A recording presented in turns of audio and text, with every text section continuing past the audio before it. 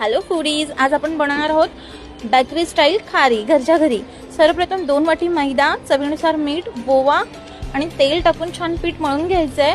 मळून झाल्यावर 15 मिनिटं रेस्ट करून ठेवायचं पीठ। आणि ह्यात 2 चमचे घी घेऊन कॉर्नफ्लॉवर टाकलाय मी 1 चमचा। छान असं मिश्रण करून घ्यायचं आपल्याला। पोळी लाटून घ्यायचे, छान 3 लेयर लाटायचे आहेत पोळींच्या।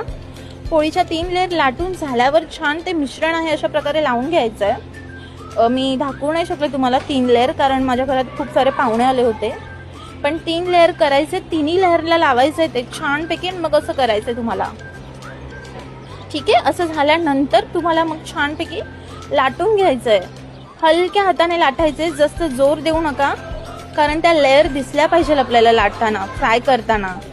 ओके, हे तुम्ही चाय सोबत पण खाऊ शकता आणि कॉफी सोबत पण खाऊ शकता, कारण माझ्या मम्मीला आवडते म्हणून मी बनवले घरच्या घरी। अशा प्रकारे कट करून घ्या, कारण पावसाचा सीझन चालू आहे, त्याच्यामुळे तुम्ही चाय सोबत मस्त खाऊ शकता, मसालेदार चाय सोबत खारी खाऊ शकता। अशा प्रकारे फ्राय करून घ्या। फ्राय झाल्यानंतर छान कमी गॅसवर फ्राय करून घ्या, गॅस फास्ट करू नका। Thank you for watching guys.